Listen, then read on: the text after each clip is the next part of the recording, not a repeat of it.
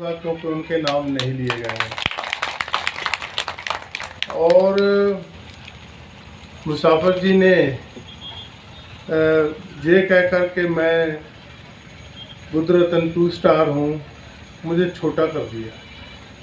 इसीलिए मैं छोटा नहीं होना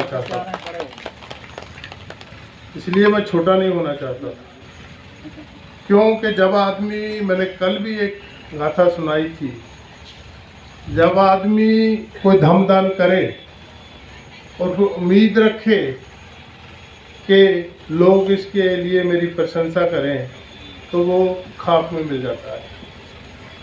लेकिन आप लोगों ने किया, आपने अनाउंस कर दिया, मैं आपका भी धन्यवाद करता हूँ। आप लोगों ने सुना, आपका भी धन्यवाद। आज जो जगह पे हम खड़े हैं, ये भगवान बुद्ध की सारनाथ है। और जहाँ 2-3 बातें हैं जो एड्रेस करके मैं आज के विषय पे आऊँगा। एक तो लेडीज़ ने बहुत, जब मैं आया था तो लेडीज़ का सेशन चल रहा था, तो लेडीज़ ने बहुत इस पे शोर मचाया कि जो हमारे मर्द लोग हैं, जो पुरुष हैं, वो हमें ये नहीं करने देते, वो नहीं करने देते, घर से बाहर नहीं जाने देते। तो मैं सोच रहा था कि भाई ये, अगर मैं थोड़ा सा दुनिया के इतिहास में आप देखें तो कहीं भी मर्दों ने औरतों को आज़ाद नहीं किया। कहीं भी, जहां भी औरतों ने अपने अधिकार लिए हैं, खुद लड़के खुद सड़कों पे आके लिए। मैं इंग्लैंड से हूं। 1868 में पहली बार पार्लियामेंट में प्रस्ताव गया कि लेडीज को वोट का अधिकार, पढ़ने का अधिकार। उन दिनों में बहुत लंबे लंबे पूरी स्कर्ट पहनती थी कि उनको अपने आप को थोड़ा मॉडर्नाइज करने का अधिकार, तो वो रिजेक्ट हो गया। तो वो सड़कों पे प्रोटेस्ट में आ गई और वहाँ की जो सरकार थी उसने प्रोटेस्ट करने वाली लेडीज के ऊपर घोड़ों की फौज चढ़ा दी उनको कुचलने के लिए, ताकि इस अधिकार को मांगना ही छोड़ दें।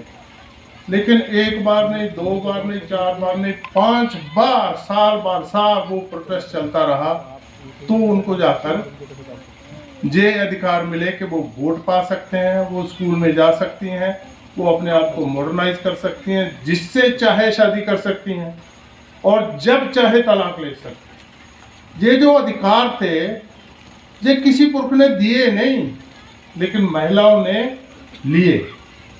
आज भी आप देखो, आज दुनिया में चक्कर मार के देखो तो ईरान में जो महिलाएं हैं वो चाहती हैं कि हम भी दूसरी महिलाओं की तरह लगें। और इसलिए ये जो आप लोग हमें हिजाब में या सारे बुर्के में ढक के अपनी बॉडी का तो प्रदर्शन करते हैं लोग, लेकिन हमें नहीं इजाजत कि हम अपना चेहरा दिखा सकें या अपना, तो हमें इससे छुटकारा चाहिए। कितने बड़े पैमाने पे उनका दमन हो रहा है। आज लड़ रही हैं, आज की मैं बात कर रहा हूं, आज भी वो अधिकार मांग रही हैं। तो उनकी स्पोर्ट में वहां का जो सारा फुटबॉल की टीम थी, उन्होंने अपने नेशनल एंथम का वर्ल्ड कप में बायकॉट कर दिया कि हम अपनी बहनों की, बच्चियों की आज़ादी के लिए उनके साथ खड़े हैं। और आज उनको भी पता है, जितने भी फुटबॉलर्स हैं उनको पता है कि ऐसे रिजीम में हम जब वापस जाएंगे तो हमारे सामने क्या क्या यातनाएं आएंगी, जो वो सोच के फिर भी उन्होंने किया। इसलिए सारी जो समस्या है हमारे गले में मत डालो, कुछ आप भी हिम्मत करो, मेरे जैसे लोग आपके लोगों के साथ खड़े हो जाएंगे तो लेडीज़ का भी मसला हल हो जाएगा। लेकिन आप मांगोगे ही नहीं। मुझे याद है, मैं थोड़ा विषय से भटक रहा हूँ, मुझे याद है कि लंदन में हम लोगों ने ये कहा था कि भाई जहाँ लंदन में भी कास्ट डिस्क्रिमिनेशन होती है। हमें लॉ चाहिए जो हमें प्रोटेक्ट करे कि अगर मान लो मेरी जाति का नाम लेकर कोई मुझे नीचा दिखाना चाहे तो लॉ उसके ऊपर उसको क्रिमिनल ऑफेंस बना के उसको सजा दे। ये हमारी डिमांड थी। तो हमने पार्लियामेंट में वो बिल रखा, वो 50 हमने एमपी तैयार किए, उनको समझाया, पार्लियामेंट में बिल गया, बिल पास हो गया।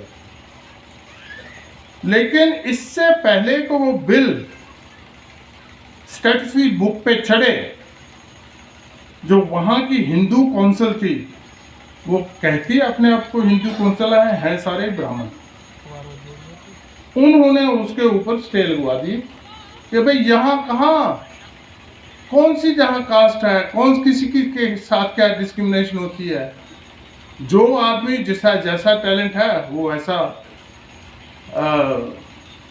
रुतबा पा लेता है। तो मेरा उनसे ये टसल था कि मुझे इससे कोई दिक्कत नहीं। आप जब काले आदमी को काला कहते हैं, वो काला है तो ठीक है, लेकिन अब आप जब उस काले आदमी को इस इंटेंशन से कहते हो कि तू घटिया है, तू हमसे कम है, तो उसको दुख लगता है, तो वो खड़ा होता। तो आप लोगों ने ही इंग्लैंड में रेस डिस्क्रिमिनेशन के ऊपर लॉ बनाया। हम चाहते हैं अगर मुझे कोई मेरी कास्ट के नाम से ह्यूमिलिएट करे, इंसल्ट करे, उसकी इंटेंशन है जो भी मेरा नाम है वो नाम ले, लेकिन जब मेरी जाति का नाम ले और वो उसकी इंटेंशन हो मुझे हर्ट करने की, तो उसके ऊपर भी वही लॉ होना चाहिए। लेकिन उसमें एक समस्या आई कि उन लोगों ने कहा कि आप एक पिटीशन साइन कराओ कि कितने लोग आपके साथ सहमत हैं जो कास्ट को समझते हैं कि इससे हम पीड़ित हैं। जब हम लोगों के पास साइन करवाने के लिए गए तो जिन लोगों के लिए मैं लड़ रहा था वो ही उस पर साइन नहीं कर रहे। तो आप बताओ, जब आप अपना दुख कहोगे ही नहीं तो दूसरा आपके ऊपर मेहरबानी करे, या आपसे डरे, या आपकी इज्जत करे, ऐसा होने वाला नहीं है। ये तो रही बात। इससे बाकी मैं छोड़ देता हूँ। अब रही कि जे सारनाथ की भूमि अभी जो हो रहा था, एक मसला कि हम थोड़े हैं जहाँ, और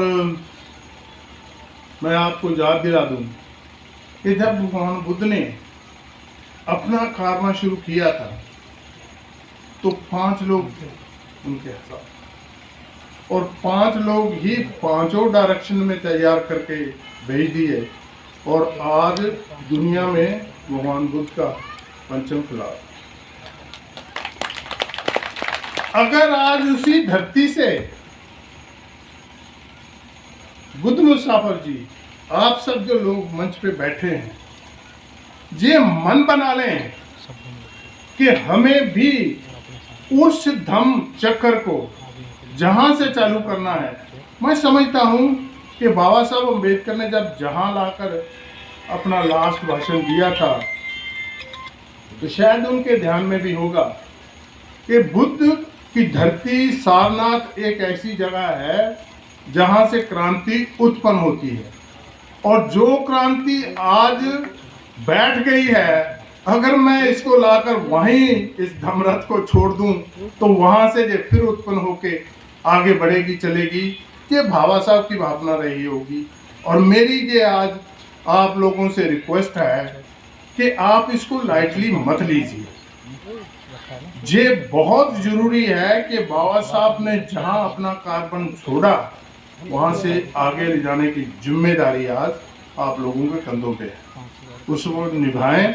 और मुझे बाबा साहब जब काम कर रहे थे तो कुछ लोग पढ़े लिखे थे, कुछ लोग समझन थे, पैसा हमारे पास होता ही नहीं था इतना। लेकिन आज हम पैसे में भी ठीक है, पढ़े लिखे भी हैं, अच्छी अच्छी पोस्टों पे भी हैं। अगर आज भी हम ये बहाना बनाएं कि भाई उससे मुझे क्या मिलेगा, उससे उसका नाम हो जाएगा। ऐसी अगर आप धारणाओं में बटोगे और ऐसी धारणाएं रखोगे तो फिर आप इसको कामयाब नहीं कर सकोगे। मुझे लंदन से आकर जहाँ तो अपने बच्चों के लिए जो मैं बना रहा हूँ ना, मैं अपने लिए बना रहा हूँ। मैं लंदन में रह रहा हूँ, मुझे ये भी नसीब पता नहीं कि मुझे जब जब पूर्ण होगा इसको देखने का भी मौका मिलेगा कि नहीं मिलेगा।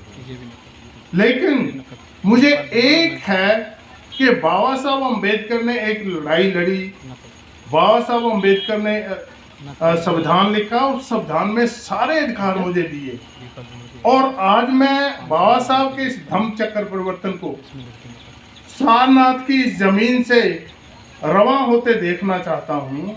मैं रहूं चाहे ना रहूं, लेकिन वो धम्म चक्र परिवर्तन चलना चाहिए। बाबा साहब ने मुझे देखा नहीं, मैं कहाँ से उठा और कहाँ तक चला गया, लेकिन उसका सपना था कि मेरे बच्चे ऐसे जाएंगे।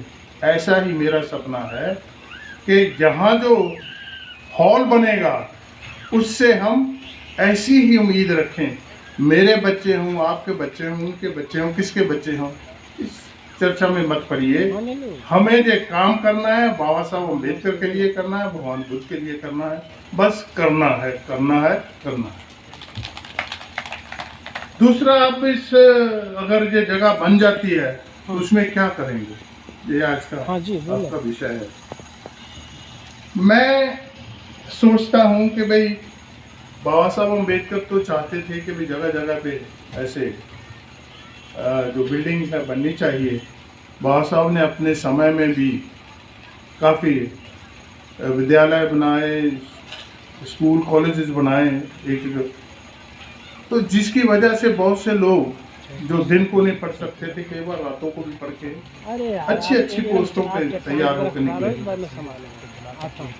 तो मैं चाहता हूं कि भाई ऐसे इस संस्थान से हम कुछ नीचे लिखी जो मैं बातें बोलने जा रहा हूँ वो करें। एक तो हम अपने बच्चों को, ये जो आप BBS 3 कह रहे हैं, मुझे बड़ी खुशी है कि मेरे सजेशन से ये BBS 3 बनी थी, और इन्होंने कहा था कि अब आप उसके इंटरनेशनल पैटर्न बन जाए, तो मैं बना। क्या किसका? वो इसलिए था कि हमारे बच्चे मेरे सामने स्टेज पे आके डांस किया करते थे, लड़के भी आते थे, लड़कियां भी आते, नौजवान। तो मैंने मुसाफिर से पूछा कि मुसाफिर जी कि ये फंक्शन में ही आते हैं, बाकी समय ये क्या करते हैं? तो मुसाफिर जी ने कहा कि भाई ये हिंदू टेम्पलों में नाच गाना भजन कीर्तन करते हैं, तो वहाँ से इनकी रोजी चलती है। तो मैंने इसे ये सजेस्ट किया कि अगर आप कोई ऐसी संस्था यूथ की बना दें जिसमें ये सारे यूथ हम अपने काम में लगा लें, तो ये मंदिरों में जाना, उधर भटकना बंद हो जाएगा, और हमारे साथ रहेंगे तो हमारी विचारधारा में ढल जाएंगे। इसके हमें दो फायदा होंगे। एक तो उनकी जो चर्चा कर रहे हैं वो बंद होगी, और हमारी चर्चा करेंगी, ये हमारा डबल फायदा हो जाएगा। ये सोचकर BBS 3 को जन्म दिया गया।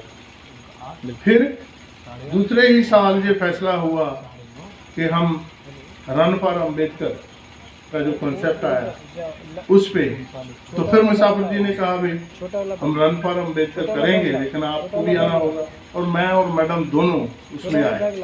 मिठाई लाओ। तो वहाँ भी मैंने ये बात रखी थी उन बच्चों को, वो सारे बच्चे ही वहाँ थे। मैं हैरान हो गया कि इतने बच्चे, इतना लगाव बच्चों को हुआ कि सारा पड़ोल बच्चों से ही भरा हुआ था। तो बच्चों, कुछ लोग बच्चे जो हैं वो मुझसे सवाल कर रहे थे कि भाई ये रन फॉर अम्बेडकर का कि भाई हम चल भी सकते हैं। तो मैंने उनसे ये कहा था कि रन फॉर अम्बेडकर का कंसेप्ट मैंने आपको इसलिए हमने दिया है, मुसाफिर जी के साथ सोच विचार करके, कि जो हमसे पहले लोग थे, जो आपके पुरखे थे, आपके बुजुर्ग थे, वो खड़े भी नहीं हुए बाबा साहब के लिए। अगर वो खड़े भी हो जाते उनके सिर भी काउंट करते तो भी ब्राह्मण हमारे ऊपर इतना अन्याय नहीं करते। वो खड़े ही नहीं हुए, अपनी एक आवाज भी नहीं उठाई। चलना तो बहुत दूर की है, इसलिए हम बहुत पीछे रह गए हैं। और आज उस डिस्टेंस को कवर करने के लिए, आज उस रास्ते को कवर करने के लिए आपको चलना नहीं है, आपको भागना है। आपको भागना है ताकि वो डिस्टेंस कवर हो जाए। जिनसे हम पीछे छूट गए, हम उनके साथ ही नहीं, उनसे आगे भी निकले। तो ये भावना थी। जब ऐसी मैं एक बार नहीं, बहुत सी फंक्शनों में जहाँ आया हूँ, ये पगला जी भी जो बोल रहे थे, पगला जी को मैंने 3-4 बार बॉम्बे की फंक्शनों में देखा, तो अच्छी तरीके से जानते हैं। तो मुझे ये कहना है कि ऐसी जो ट्रेनिंग है, सबसे पहले हमें अपनी यूथ को संभालना है। सबसे पहले यूथ को संभालना है। जो पढ़े लिखे हैं उनको गाइड करके अच्छे स्टूडेंट बनाना है। जो नहीं पढ़ पा रहे उनको एक मौका देना है कि वो हमारे इस ट्रेनिंग सेंटर में कोई ट्रेनिंग कर पाए। टेक्निकल ट्रेनिंग कर सकते हैं, मैकेनिकल ट्रेनिंग कर सकते हैं, ताकि उनकी रोजी रोटी के लिए उनको दूसरे के सामने हाथ ना फैलाना। ये चाहता हूँ कि हमारी यूथ, मैं यूथ से मतलब सिर्फ लड़कों का नहीं, लड़कियों का भी चाहता हूँ कि लड़कियों की भी बहुत बड़ी ट्रेनिंग दी जाए। तीसरा जो है अपना, मैं समझता हूँ कि वो ये है कि हम जिस मूवमेंट को लेके चले हैं, इस मूवमेंट को प्रचार प्रसार के लिए बहुत कम लोग आते हैं। जो आते हैं वो भी पूर्ण रूप से नहीं आते। अगर हम अपने मिशन के लिए इन बच्चों को मिशनरी भावना से तैयार कर देंगे, तो ये ना रुकेंगे, ना झुकेंगे, ना बिकेंगे, ना कहीं किसी के सामने हाथ फैलाएंगे। वो अपना मिशन, अपनी फाइट और अपने अधिकारों की लड़ाई खुद तैयार करके मैदान जंग में आएंगे। ऐसी भावना मैं इस बिल्डिंग से रखता हूँ।